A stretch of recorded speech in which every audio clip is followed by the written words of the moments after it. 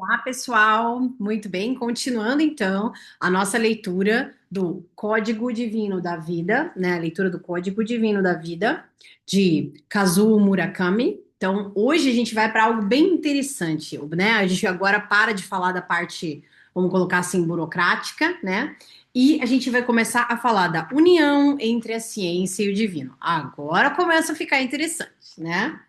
Os avanços da engenharia genética não podem quebrar as leis da natureza. Sério. À medida que a ciência avança, fica mais difícil definir o que é benéfico e o que é prejudicial à sociedade. E por isso que a biotecnologia, incluindo a engenharia genética, tem sido tema de tantos debates. E o nascimento da primeira ovelha clonada em 1997 na Inglaterra provocou uma controvérsia internacional. Muitas pessoas evitam os alimentos geneticamente modificados pois temem riscos à saúde, ou questionam-se se os seres humanos têm o direito de brincar com a natureza e com os genes que são criações divinas. É bem polêmico isso aqui mesmo. Embora a tecnologia genética seja utilizada tanto na clonagem como na manipulação de genes, esses processos são muito distintos. Mas isso não altera o fato de que a engenharia genética afete o mecanismo da vida. Portanto, não há como dissociar esse assunto da ética e da religião. A questão fundamental a ser respondida e até onde devemos prosseguir com a tecnologia de modificação genética. Sob o ponto de vista de alguém envolvido em pesquisa genética, no caso ele, né, que é o cientista, né, o japonês, a manipulação genética em si não é ruim, pois é uma prática antiga. Nossos ancestrais já desenvolviam variações melhoradas de plantas porque queriam espécies com características mais favoráveis ao plantio. A maioria das sementes utilizadas atualmente na agricultura não se parece com as plantas das quais foram derivadas. O método clássico de modificação genética é conhecido como hibridização. Embora alguns acreditem que esse método não produza mudanças genéticas, a hibridização, prática convencional para melhoramento da espécie, é a mais pura expressão da manipulação genética, já que as plantas híbridas, resultantes de polinização cruzada, foram certamente modificadas geneticamente, mas com polinização daí, né, com a natureza agindo, né? A modificação genética por meio de hibridização só é possível entre espécies afins. Além disso, pode ocorrer de genes nocivos, assim como os benéficos, serem transmitidos para a espécie híbrida e até dominar. Para selecionar genes desejáveis e excluir os indesejáveis, são necessários vários cruzamentos seletivos, sendo que só depois de anos a variedade com todas as características desejadas será obtida. Eu trabalho desde o laboratório, né? É isso. A hibridização também ocorre na natureza sem que aconteça qualquer intervenção humana, provando que manipulação genética não é em si um processo contrário às leis da natureza. Mais recentemente, a mutação genética foi desenvolvida como alternativa ao processo de polinização cruzada. Nesse método, as plantas são bombardeadas com radiação ou produtos químicos tóxicos para a produção de mutações, mas apenas algumas apresentarão características desejáveis, ou seja, é pelo outro lado, né? Vamos dizer assim, é pelo lado, entre aspas, negativo, vamos colocar assim, né? Embora esse método seja muito mais rápido do que a polinização cruzada, não há como controlar o tipo de mutação resultante. Sendo assim, a porcentagem de sucesso desse método é muito baixa.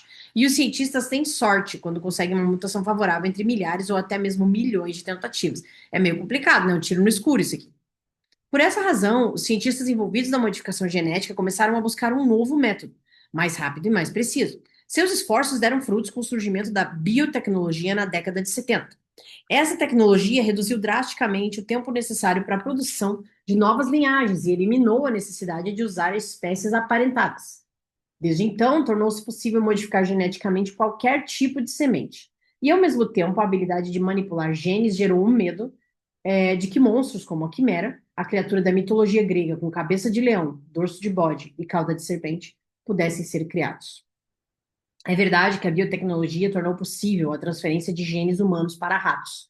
Também é tecnicamente possível unir células vegetais com células humanas. No entanto, isso não significa que essas células darão origem a híbridos de seres humanos e ratos, ou de seres humanos e plantas. Ainda que as células humanas e vegetais fossem combinadas, os genes de uma ou de outra desapareceriam durante o processo de divisão celular. As leis da natureza são rígidas. E, independentemente dos avanços da biotecnologia, será impossível quebrar as regras fundamentais. Olha que importante isso, um cientista falando isso, né?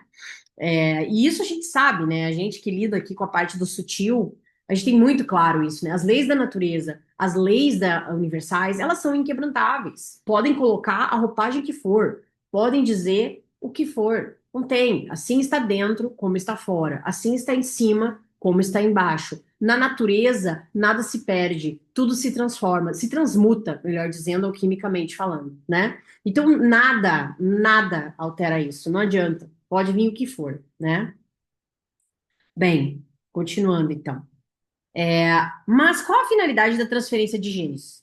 Como já expliquei no capítulo 5, a transferência de genes pode auxiliar na identificação e possível cura de doenças, como câncer ou diabetes. Além disso, poderá tornar possível a produção em massa de medicamentos para essas doenças. A biotecnologia tem sido considerada uma revolução científica, pois tem aplicações em inúmeras áreas, como agricultura, agropecuária, medicina, indústria farmacêutica e geração de energia. A modificação genética não viola as leis da natureza, nem faz com que o impossível seja possível, mas torna altamente viável o que antes era considerado improvável. Mas é necessário um alerta. Assim como alimentos saudáveis podem se tornar prejudiciais quando consumidos em excesso, também há riscos inerentes à modificação genética. Portanto, a forma como ela afetará o nosso futuro depende estritamente da forma como a utilizarmos. A biotecnologia representa um enorme potencial de cura de doenças da contribuição para avanços na biologia e na medicina. Em vista do exposto acima, a pergunta é: como devemos progredir em harmonia com as leis da natureza nos nossos melhores esforços pelo bem da humanidade? Nesse capítulo, eu gostaria de compartilhar algumas ideias sobre esse assunto. Que interessante, né? A presença de algo maior. Em várias ocasiões, durante meus estudos sobre a informação genética, fico tomado por espanto e admiração. Quem teria escrito um código da vida tão rebuscado e como isso foi feito? É incrível, é lindo de ver, né? Parece impossível que toda essa imensa e complexa quantidade de informações tenha sido inserida em nosso código genético por mero acaso, o famoso do nada, né? Só que não. Portanto, sou obrigado a reconhecer tudo isso como um milagre, muito além da compreensão humana, e concluir que um ser muito maior deve existir. Há mais de uma década, me refiro a isso como algo maior.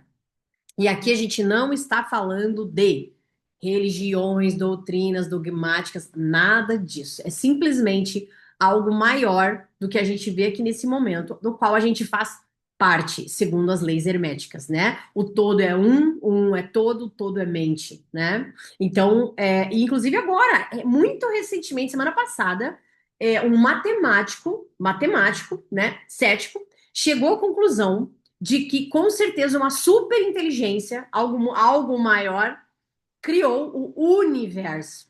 Não é nem só a terrinha nossa aqui, gente. É o universo, tá? Certa vez fiquei hospedado por vários dias no mesmo hotel em que estava Russell Schweigart, astronauta americano, membro da tripulação da Apollo 9. Tivemos a oportunidade de conversar sobre vários assuntos, inclusive sobre a experiência de Russell no espaço. Eu fiquei impressionado com o comentário dele, cuja ideia principal é: a Terra, vista do espaço, ela não é apenas linda, mas parece estar viva. Olha, observando-a de cima, senti-me conectado àquela vida e percebi que devo a minha existência ao planeta Terra. Foi uma experiência tão comovente que não consigo sequer expressá-la em palavras. E é verdade, né, gente? É a grande mãe, é Gaia, né? É um organismo vivo, sim. Tudo tem frequência, tudo tem vida. Até o que parece não ter, né? Mas o que é da natureza tem vida, gente. É incrível. Embora saibamos intelectualmente que a Terra está viva, não pensamos sobre isso no nosso dia a dia. Schweikart foi profundamente afetado por esse fato ao observar o nosso planeta do espaço sideral, de uma perspectiva macroscópica, ver o todo, né? É o todo, sublimar. Sinto-me do mesmo modo profundamente tocado e maravilhado quando observo um microsomo, o mundo contido nos nossos genes. E exatamente, é assim está dentro, assim está fora. É o microcosmo, o macrocosmo. É coisa linda. Quanto mais aprendo sobre eles, mais sou forçado a reconhecer a sua grandiosidade. Nos genes, unidades contidas no núcleo de minúsculas células, possuem 3 bilhões de combinação de 4 letras químicas que se unem em pares com absoluta perfeição. Eu até colocaria harmonia aqui, né? ATCG. É nesse enorme volume de informações que nos mantém vivos, não só nós, mas todos os organismos da face da Terra. É tudo o mesmo código, gente. Micro-organismos, plantas e animais. Estima-se que existam 2 milhões a 200 milhões de espécies no planeta. E todas elas devem a sua existência ao mesmo código genético. Isso parece inacreditável, porém também é incontestável. Trata-se de uma prova conclusiva da existência do que eu chamo de algo maior. Após retornar do espaço sideral, Schweikart se sentiu impelido a viajar pelo mundo e compartilhar com o maior número possível de pessoas a emoção profunda que vivenciou. O mesmo sentimento me inspira também. É difícil definir com exatidão o que é esse algo maior. Alguns se referem a ele como o poder da natureza, outros denominam Deus, outros denominam Buda. Estamos livres para defini-lo de acordo com nossas próprias crenças e convicções. Porém, não podemos nos esquecer de que devemos nossa existência à ação dessa força maior. Por mais que estejamos determinados a viver, se nossos genes parassem de funcionar, não sobreviveríamos nem por um único segundo. O fato de o ser humano poder viver até os 100 anos é sem dúvida um presente inestimável da mãe natureza. Se alguém lhe oferecesse US$ 1 milhão, você provavelmente ficaria entusiasmado. Talvez se preocupasse por com poucos impostos, mas ainda assim se sentiria radiante. Contudo, comparado com o dom da vida, esse US$ 1 milhão é nada. Ensinamos nossas crianças a agradecer aos pais por tê-la concebido, alimentado e criado. Acredito que a maioria de nós percebe a lógica disso e se sente grata. Porém, considerando que nossos pais tiveram seus próprios pais, que por sua vez tiveram os deles, acredito que se entendêssemos esse sentimento através das gerações, acabaríamos chegando ao pai de toda a vida. E a mãe também, vou fazer um adendo aqui, mãe natureza. De certa maneira, a gratidão aos nossos pais deveria naturalmente inspirar gratidão àqueles que vieram antes de nós, e, por conseguinte, à origem da vida. Embora não sejamos capazes de perceber isso, a continuidade da vida indica que tal entidade existe. Meu trabalho em pesquisa genética me fez perceber gradativamente a importância de reconhecermos o fato de que devemos nossa vida a essa força que transcende a nossa própria existência. Que lindo, né?